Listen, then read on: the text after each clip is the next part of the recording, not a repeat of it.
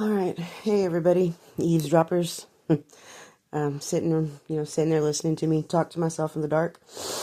I'm gonna start this video off with, first of all, I was woke up in the middle of the night by a storm that we're having where I'm at, and woke me up and I couldn't go back to sleep, and so I'm thumbing through my phone, looking for, just what I do, just scrolling and reading and listening and whatever, and I just had this really bad urge to just, to make a message. And so I'm making that message.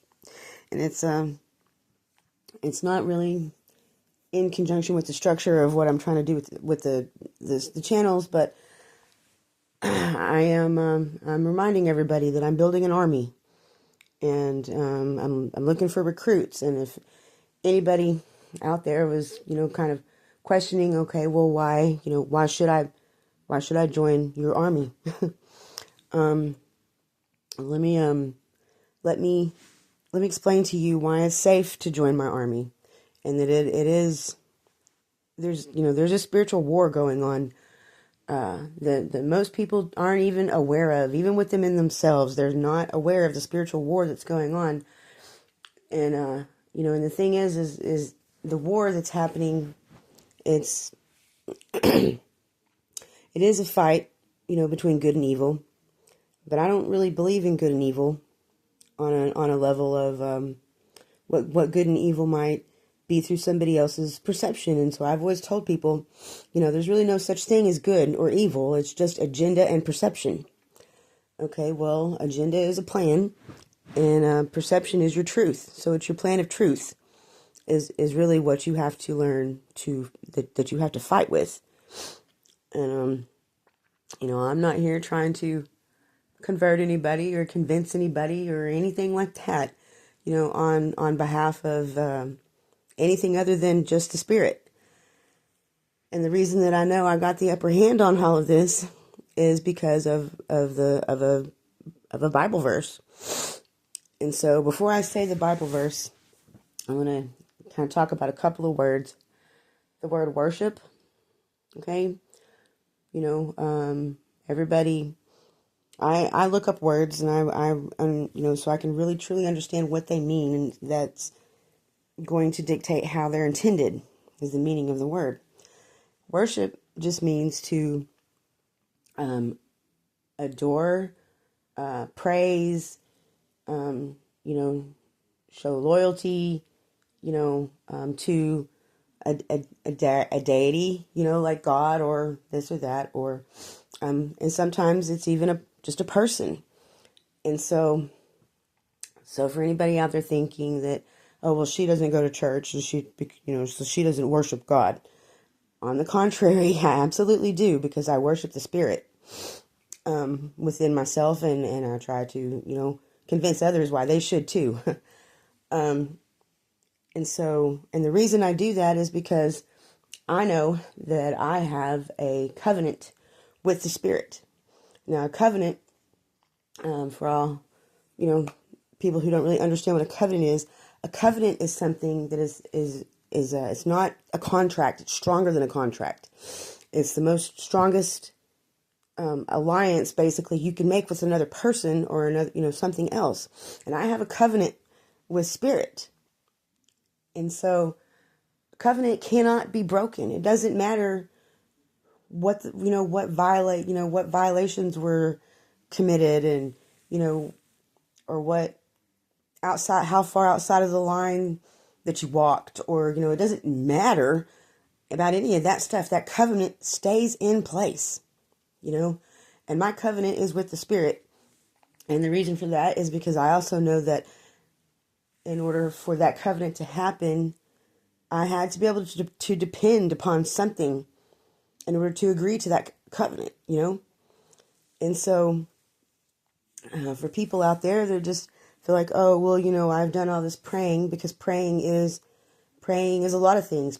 Praying for people, praying to the Spirit, for people, for yourself, it's just praying is a form of praise. It is a form of request. It is a form for, a form of trying to manifest things, you know. And so for people out there who say, well, I prayed to God for this and that and this and that, and my prayers weren't unanswered. Well, you know what?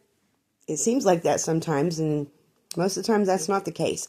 But it seems like that sometimes. And so people who don't understand how this really works, the reason that I form a covenant is because of a psalm.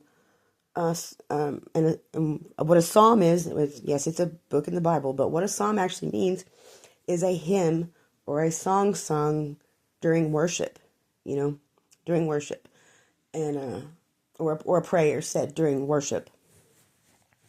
And so Psalm 91, I'm going to read it to you. You take from it what you want, but this is why that I have formed a covenant with Spirit to continue to do what I'm trying to do, despite all the things that come up against me, and they already are starting to, peek their heads around the corner, and that's fine. I want them to, because whether you love me or you hate me, or you're sitting there cussing me out for what I'm doing, and I don't really care. I don't care. That's fine, because whether you love or you hate me, I'm still on your mind, and so. Anyways, the psalm I'm gonna read is Psalm 91, and here's how it goes: Whoever dwells in the shelter of the Most High will rest in the shadow of the Almighty. I will say of the Lord, He is my refuge and my fortress, my God in whom I trust. Surely He will save you from the fowler's snare and from the deadly pestilence. He will cover you with His feathers, and under His wings you will find refuge. His faithfulness will be your shield and rampart. You will not fear the terror of the night, nor the arrow that flies by the day, nor the pestilence that stalks in the darkness, nor the plague that destroys the midday. 1,000 may fall at your side, and 10,000 at your right hand, but they will not come near you. You will only observe with your eyes and see the punishment of the wicked. If you say, the Lord is my refuge, and you make the Most High your dwelling, no harm will overtake you, no disaster will come near your tent. For He will command His angels concerning you to guard you in all ways. They will lift up in your hands, and so that you will not strike your foot against a stone. You will tread on the lion and the cobra, and you will trample the great lion and the serpent. Because He loves me, says the Lord, I will rescue him. I will protect him, for he acknowledges my name. He will call on me, and I will answer him. I will be with him in trouble. I will deliver him and honor him. With long life, I will satisfy him and show him my salvation. Okay, so if you're gonna, you hear the Psalms, and that is the New International Version. It's a lot different than the King James Version, but it's easier to understand. And so basically, what it is the promise, of Spirit. And so every time that it says Lord in the Bible, if it's a matter of, you identifying that, that persona, with anything other than the Spirit, you're not going to understand the psalm. The Lord is the Spirit, and the Spirit is promising me all these things. And I'm here to tell you right now, it's never let me down. It's never let me down. Through all my mistakes and all of my impurities, and, because I'm not pure. But all of those things, dude, the Spirit has never let me down. And I know that with the foundations and the rebuilding, of your temple, I know what I want to house there. I know what I want to house there because it houses me already. It houses me already. And it's just waiting, to house in everybody's, temples. It's already there, just you're not building something that is going to sustain the connection to it. If you're building foundations off of bullshit, and so Psalm 91 has been like a mantra to me, almost, as to why I keep doing what I'm doing, and why no matter what, you might think I'm doing it for, or this reason or that reason, or why I just don't give up doing it. It's because of this psalm, because I know that I only have protection in the physical world, in the spiritual world, in the mental world, in the emotional world, whatever world that you're walking through, you've got protection with the Spirit, but you've also only got the protection of that Spirit because of what you put into the Spirit. And so if you're putting lies and false stories and one-sided narratives into the Spirit, well, that's all that you have to protect you, and when you do those things against other people, thinking you're keeping the devil out, well, I'm just going to lie because I don't want this scraggly person on my door knocking, whatever. I don't know what they are, because you think that person is a devil. Well, that's probably, you're already, it's, that everybody guards against those. But if you speak things, lies, deceit, whatever, then you're just casting black magic. So instead of actually protecting yourself against what you think might come to hurt you, you're actually just opening the door for it, by doing that. That's black magic, that's witchcraft. Lies are witchcraft. Deceit is witchcraft.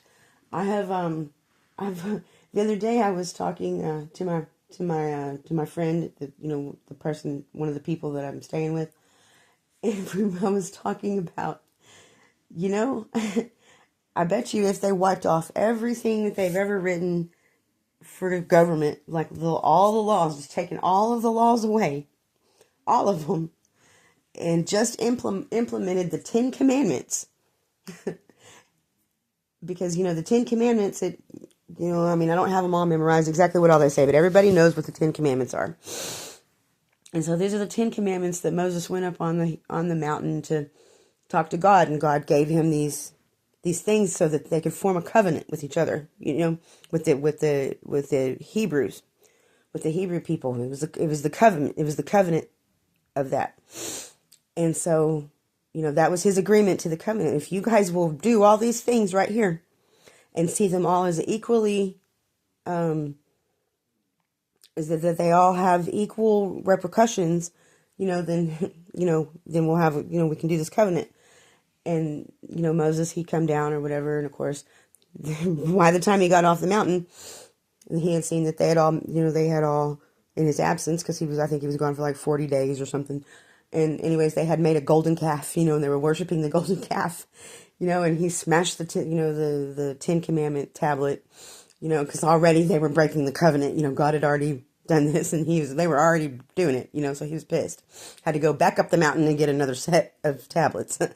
And so, but anyways, if we took all of the laws and the constitutional rights and everything that everybody wants to depend upon, as a backing to their agenda, for their end, we take all those away, and you only live by the 10 Commandments. But here's the catch. You have, it's just these 10 laws, these 10 rules that you got to follow. It's just 10 instead of all these 15 weird ones with all this Article 5 and Section 8 or whatever. It's just these 10 simple fucking rules, And so if they were to take these and put them as the law over everything, that you cannot break these things, and place the sentencing for violating one of the commandments as the same punishment by death, I guarantee you this world would have so much peace that, nobody would even have a thought of war, because it's like, nope, but then here you have man come in and they change the word. And that's why it says, in Scripture, you're not supposed to take out the word or put in the word or alter it in any way. It just is what it is. And what that really means is that, you might think, well, I don't, somewhere along the lines, and because I kind of feel like that was what it was actually, the 10 Commandments were really all about. Not sinning. Well, the definition of sin is to miss the mark, actually, just miss the mark. You missed the point. You missed the lesson, or you just missed the mark. And so somewhere along the way, somebody came along and said, well, I don't agree with that commandment of lying that is equal to the commandment of murder. Because in a human's eyes, murder isn't quite as bad as lying. Well, I mean, it creates a lot more pain and stuff, but really it doesn't in the end. Because when you lie, it could cause the murder of something. It could cause the murder of a connection. It could cause the murder of a marriage. It could cause the murder of a family, a family dynamic. Lying can do all of that. All of the 10 Commandments, they all cause murder at some point or another because of the violation.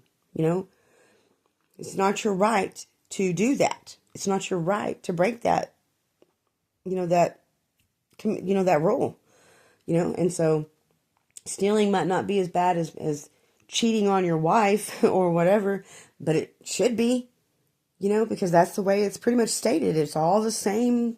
Breaking one commandment is just the same as breaking the other. So punish them all for this, at the same sentencing, so think about a world that is filled with the only rules are just these 10 simple rules. And, but if you break one, don't matter which one it is, the consequence of breaking one of the rules is death. Okay. So that's something kind of different to think about. And so through that, Psalm 91 is how I persevere in what I'm doing, and it's why that I've never really truly been in a situation, no matter how awful it seemed, just like with this last one with me, basically just leaving and coming where I am now, I knew it was going to be okay. That's how I know it's going to be okay, because of Psalm 91. That's how I know it's going to be okay. Just keep trucking, just keep going. Okay, and I'm not going to make this too long because it is, 5:30 in the morning and I'm tired. I've been up since about 1. I couldn't go back to sleep because I really feel like I needed to get this message out to people, because I am building a new sanctuary. And I know that there's people that are out there, that might not believe me, about the things that I'm saying, and that's fine. You don't have to. But just keep watching. Just keep watching. And so, along with this psalm, I'm not going to make this long, but along with this song, I'm going to also recite a poem that when I heard it, I don't remember, I was in school, high school or something, when I first heard this poem, and it has always stuck with me. Okay, so I want to read you this poem. Okay, let's see, to pull it up. Sorry, and it's a poem. It's called Invictus. Invictus. That's Latin. That's the Latin word. It means unconquerable. And so this is a poem called Invictus by William Ernest Henley. He wrote this about in the 1800s or whatever. But it is just a. This is how I keep going. This right here. And then I understand that everything that happens around me is through, through my choices and through the things that I decide to do. And so, this is the song of my spirit. So here is Invictus. Out of the night that covers me, black as the pit, from pole to pole, I thank whatever gods may be for my unconquerable soul. In the fell clutch of circumstance, I have not winced nor cried aloud. Under the bludgeonings of chance, my head is bloody, but unbowed. Beyond this place of wrath and tears looms but the horror of the shade, and yet the menace of the years finds and shall find me unafraid. It matters not how strait the gate, how charged with punishments the scroll. I am the master of my fate. I am the captain of my soul. And so I'm going to kind of close with that, but I just need, for some reason I just felt like I needed to get all of that out. And, that might give you a little bit more, I don't know, convincing, I guess. I said I wasn't here to convince, but I guess that if I am here to convince, it is just so that everybody understands that my sanctuary isn't a physical place. My sanctuary is not for a specific type of person or animal or this or that. It is open for all people who need to find refuge and need to heal and need to, become a better person, and it's the only sanctuary that you can always stay in and you can always, be a part of. You don't ever have to leave the sanctuary of the spirit. And so, because when you do leave the sanctuary of the spirit, that's when you'll find that your life is just, you'll feel so unblessed because, really you are. You can't leave the sanctuary of the spirit and still think that you're going to go out here and do foul things or go, manipulate this and do that and still expect to be blessed, So when I say that I'm blessed, I am blessed, I am blessed with all the things that I've thrown into the spirit already, all the things that I do, and people will ask me like, well, why do you do that? They don't get anything in return, but I do, because I know what I'm putting forth in the spirit, and it's not to block anybody, and it's not to keep anything out of somewhere or any of that, it's just, I know what I've done, and I know it all comes back around because, again, we're all on the same, we're all on a circuit, it comes back around in one form or another, and it may not be in the form of like reciprocity, instantly, but it'll come around, and all of the things that I put into it, I know they're coming back around for me one way or another, and they will come exactly when the time is needed for them to come, and it has never failed. For example, a quick little anecdote, just in this past year, I had found myself in a position where, I had not figured out how I was going to maintain.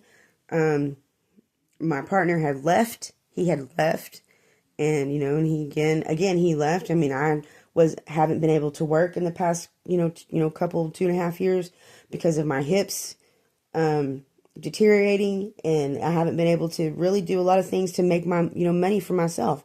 And so I kind of started stressing about, I was coming up on this last little bit of electricity that I had.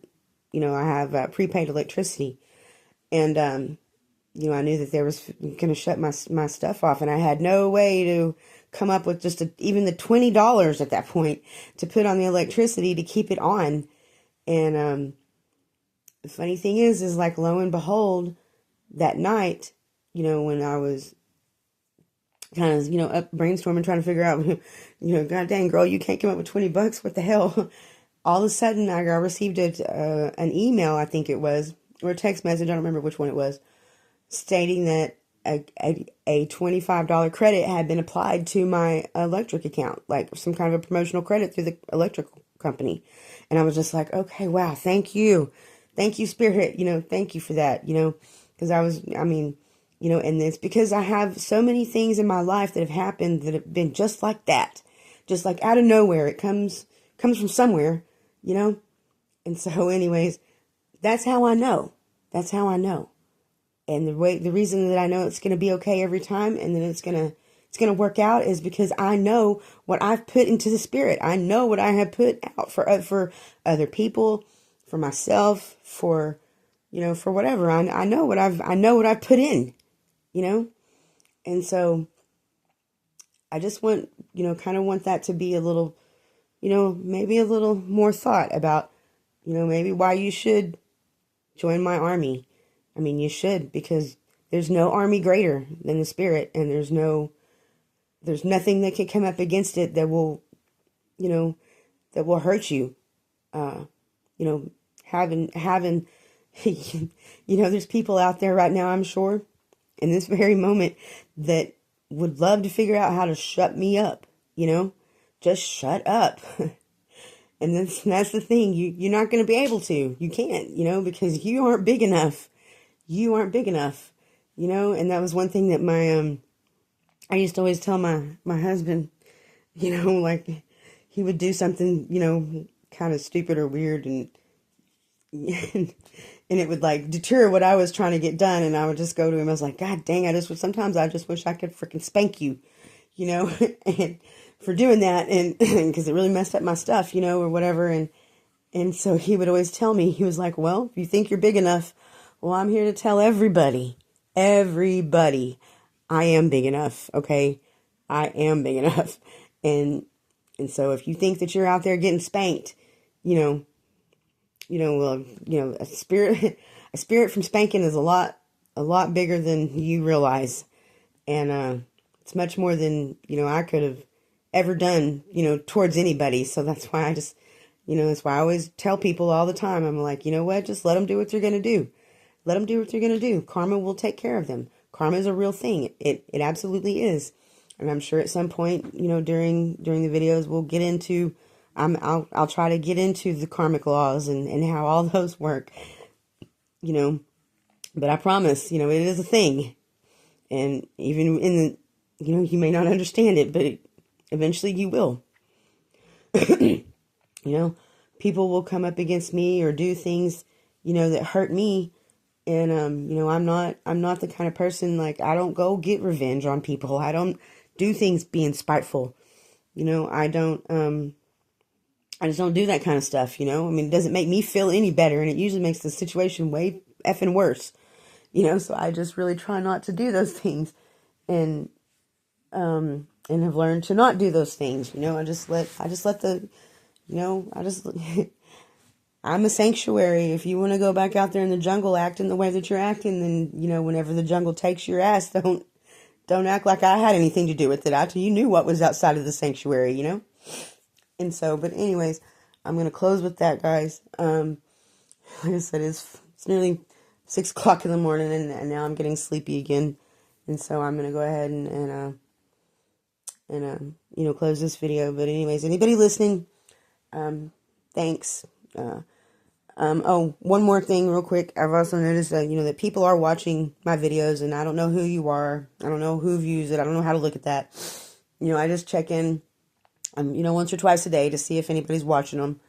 And imagine the people who need to watch them, or who are watching them, might not be even the people that might need to watch them, but it doesn't really matter to me who's watching them. As long as I am putting stuff out there and at least one person's watching, I don't care who it is. I don't care where they are in the whole world. You know, as long as I'm getting this messages out to one person, you know, who knows? That might be the one person that can take it and alchemize it for themselves and change their life, you know, and their whole life will be turned around. And I don't want no credit for that, because it's not my credit to take. It's the credit of the Spirit. And, you know, and so anyways, I would like for everybody to join my army to help me complete this mission, you know. Even if it's just one person, even if it's 10,000, you know, I'm not trying to go for broke here. You know, I'm not trying to be top tier or nothing like that. You know, I'm just, you know, I just want to reach, I just want, you know, my messages to reach whoever might need to see them. So, thanks for listening, and, you know, throw me a subscribe or a like on one of the videos or something, just to keep it in the algorithm. On the YouTube, and thanks for sitting and eavesdropping on me while I'm sitting here talking to myself in the dark.